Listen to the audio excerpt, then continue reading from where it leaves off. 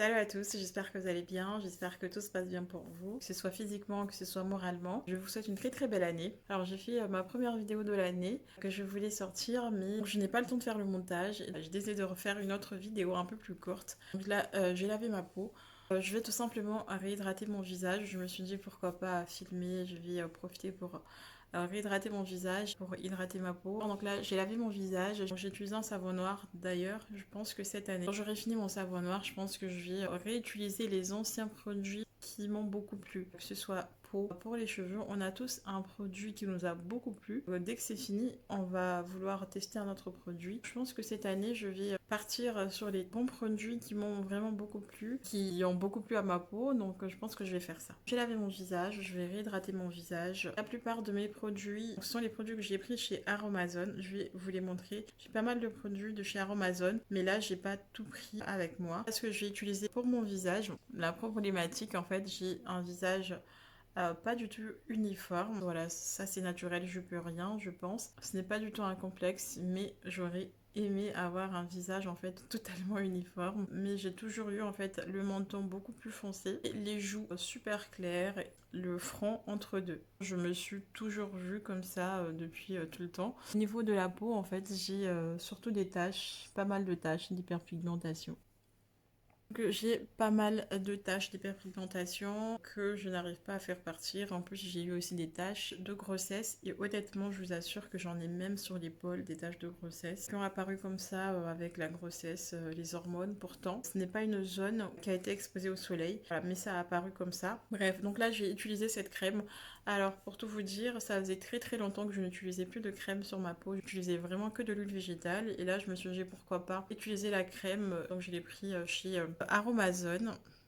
C'est la crème jeunesse pour peau normale à sèche à l'acide hyaluronique. Voilà, donc ça se présente comme ça. Comme c'est un produit naturel, c'est très très compliqué en fait à faire pénétrer. Je vais vous montrer. Là, j'en ai mis généreusement. Là, j'en ai trop mis, je sais pas pourquoi. C'est un petit peu épaisse. Il faut vraiment masser pour faire pénétrer la crème. Donc c'est ce que j'aime pas en fait avec la crème. Elle est vraiment très très épaisse. L'avantage c'est que ça permet de faire un massage du visage. Parce qu'on est obligé de bien travailler pour la faire pénétrer. Même sur mes doigts, c'est vraiment très blanc. Voilà, on est obligé de prendre le temps de bien faire pénétrer la crème. Voilà. Ensuite, donc prochain produit, c'est le sérum à l'acide glycolique, toujours de chez Aromazone. Donc c'est un sérum à l'acide glycolique et au AHA, donc aux acides de fruits. Ça a un effet peeling et unifiant qui est censé atténuer les taches brunes, les imperfections, le teint irrégulier, lutte contre les points noirs et laisse le teint beaucoup plus éclatant. Oui, c'est un produit en fait qui donne de l'éclat au visage, ça je l'ai remarqué.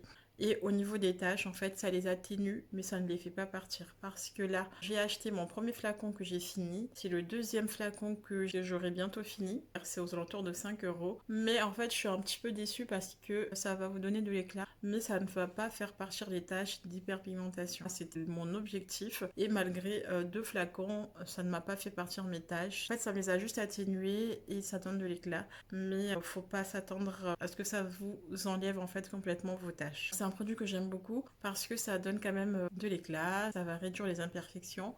Les boutons, ça va lisser en fait le grain de peau, mais au niveau des taches, non, c'est pas 100% efficace. Je l'ai plus là, mais j'ai aussi utilisé le sérum à la vitamine C de chez Aromazone que j'ai fini. J'ai moins aimé. Entre la vitamine C et celui-ci, je préfère celui-ci à l'acide glycolique. Donc je vais mettre un petit sérum, une petite pompe. Je vais en mettre partout, tout en évitant bien sûr le contour des yeux. Je crois que c'est le sérum qu'on met en premier et pas la crème. Il me semble que c'est le sérum.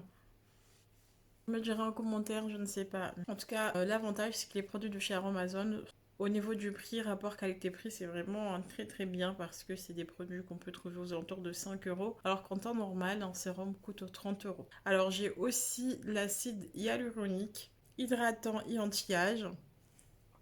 Je suis un petit peu déçue parce que ça a un effet collant et j'ai l'impression que sur moi, voilà, je dis bien sur moi, ça me donne des petits boutons. Et je trouve pas que ça apporte quelque chose de spectaculaire. Comme c'est la mode acide hyaluronique, on entend partout. Ce n'est pas du tout spectaculaire, honnêtement. Entre le sérum à la vitamine C, l'acide hyaluronique et à l'acide glycolique que je place en numéro 1, la vitamine C en numéro 2 et l'acide hyaluronique en numéro 3. Mais là, je ne veux pas mettre l'acide hyaluronique parce que j'ai déjà mis voilà, la crème à l'acide hyaluronique. Je vais finir par de l'huile végétale. Donc j'ai l'huile végétale de rose musquée. Encore une fois, on ne va rien voir, mais ce n'est pas grave. Voilà, vous pouvez aller sur le site directement d'Aromazone. Je ne vous incite pas à l'acheter, mais si vous voulez regarder, qui est régénérante et anti-âge, cette huile, elle est vraiment très très bien. Moi, j'ai une peau vraiment à tendance à imperfection, acnéique, tout ça. Et c'est pas une huile qui donne des boutons. Donc, je vais en mettre un petit peu sur ma peau et au niveau du contour. Là, je vais profiter pour bien nourrir ma peau et je vais rajouter un tout petit peu d'huile d'argan parce que c'est une huile qui a un effet anti-âge. Ça répare, ça protège la peau. Autant j'aime pas du tout le froid, mais l'avantage c'est que c'est vraiment la période où je peux mettre de l'huile, du gras sur ma peau. Et en fait, pendant la nuit, ma peau a le temps de tout absorber. Le soir, au moins, ma peau a le temps de tout absorber. Voilà, donc on n'oublie pas le cou, le décolleté. Donc voilà pour ma peau. J'ai aussi le macérat huileux de carotte que je mets aussi de temps en temps, mais là je vais pas en mettre. Voilà, donc ma routine du soir. Et là, ce que je vais faire, comme vous avez pu le voir, en fait, je me suis fait des vanilles. Et c'est vraiment ma coiffure préférée.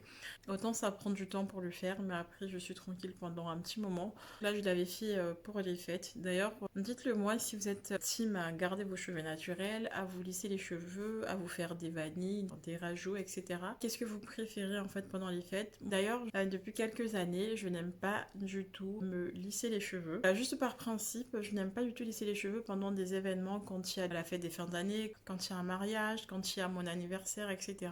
C'est quelque chose qu'avant, je faisais vraiment inconsciemment. Je sais qu'il va y avoir un événement, je vais automatiquement me lisser les cheveux. Depuis, c'est quelque chose que je ne fais plus parce que j'ai l'impression que, en fait, en me lissant les cheveux sur des événements, par exemple un mariage, quand il y a mon anniversaire, j'ai l'impression que porter les cheveux crépus n'est pas représentatif d'un événement marquant en fait dans ma vie. Voilà, quand il y a un événement spécial, j'ai l'impression que mes cheveux crépus en fait, ce ne sont pas des cheveux qui représentent ces événements-là.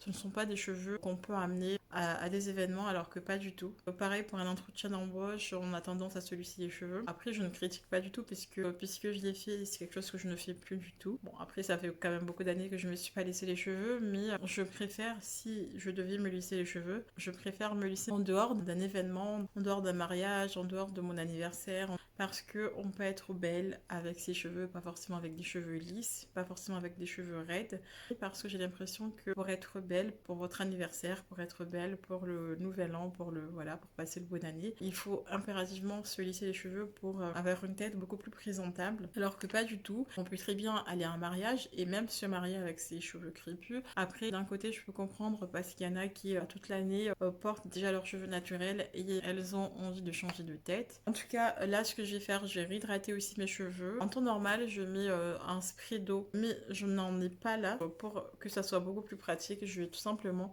mettre un tout petit peu de crème, un après-shampoing, ultra doux à l'huile de coco et au beurre de cacao. Je l'ai acheté chez Action. Je vais en mettre un petit peu. Je vais en mettre un petit peu, on va vraiment un peu partout. Voilà, je vais faire vite, honnêtement, voilà, comme ça j'ai le temps de monter la vidéo pour demain.